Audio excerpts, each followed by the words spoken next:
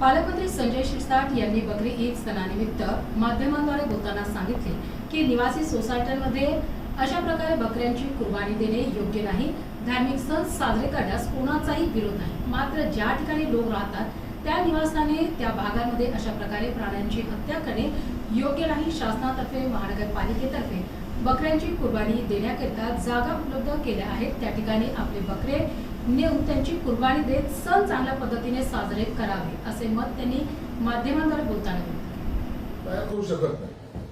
निश्चित सण आहे, त्या सणाचा तुम्ही कशा पद्धतीने तुम्हाला जे काही खाटी खाणी ज्याला म्हणतो, ज्या ठिकाणी कत्तल होतात त्या ठिकाणी काय केलं तो भाग वेगळा, परंतु सोसायटीमध्ये ज्या ठिकाणी लोक राहतात त्या ठिकाणी असं हत्या करणे किंवा त्या ठिकाणी रक्ताचं हे करणे हे बरोबर नाही आणि त्याला कोणीही पाठिंबा द्यायला नाही। म्हणून सोसायटीमध्ये असे बकरी ईद करताना तिथे बकरी कापू नयेत हे शासनाचे सुद्धा निर्देश आहेत आणि पोलीस त्याच्यावर कारवाई सुद्धा करतात।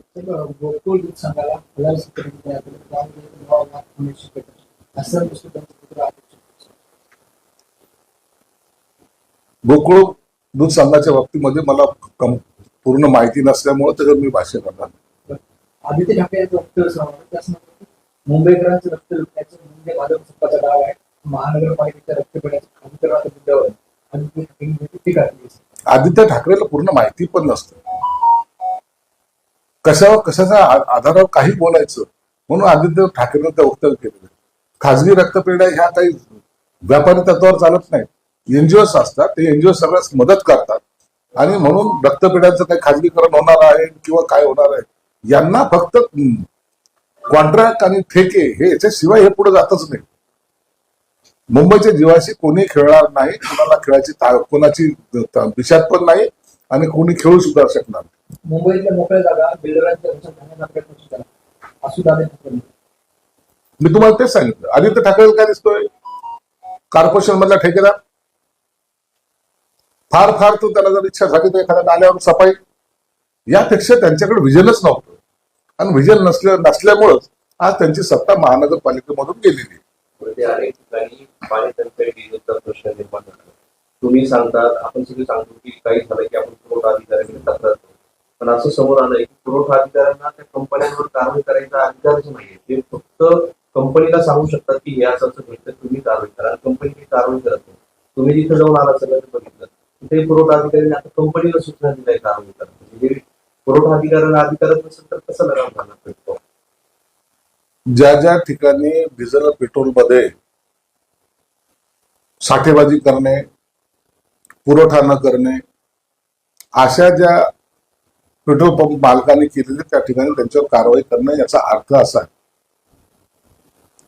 की तुमचा पेट्रोल पंप जो सप्लाय करतो तो केंद्राकडून डायरेक्टली इंडियन ऑइल असेल, भारत पेट्रोलियम असेल, एचपी असेल, तर यांच्याकडून तो सप्लाय त्या कंपन्याकडून त्यांना केलेला आणि ते जे काही पुरवठा करतात त्यांचा मॉनिटरिंग ह्या ठिकाणी केलं जातं।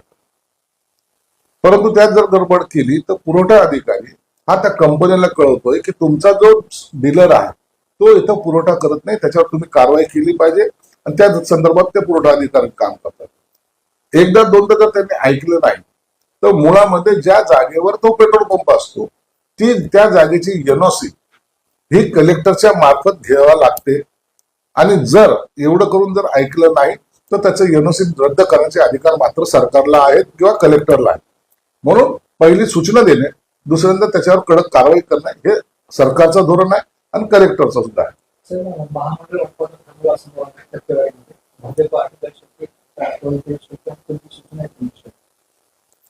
काल समन्वय समितीची बैठक झाली, त्या बैठकीमध्ये शिवसेना, भाजप आणि राष्ट्रवादीचे नेते उपस्थित होते।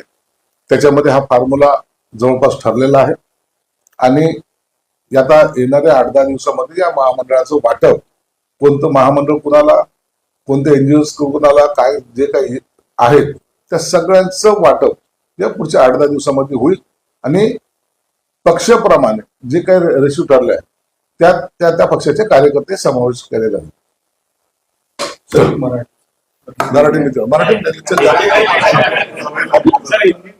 सर, ठाण्यातील 193 एकर वन जमीन खासगी जमिनी कंपनीकडे वन जमीन हस्तांतरणासाठी द्यावं लागणार 2800 कोटींचं टीडीआर वन विभागाच्या जागेवर डी डाययामाइन कंपनीचा दावा। या संदर्भात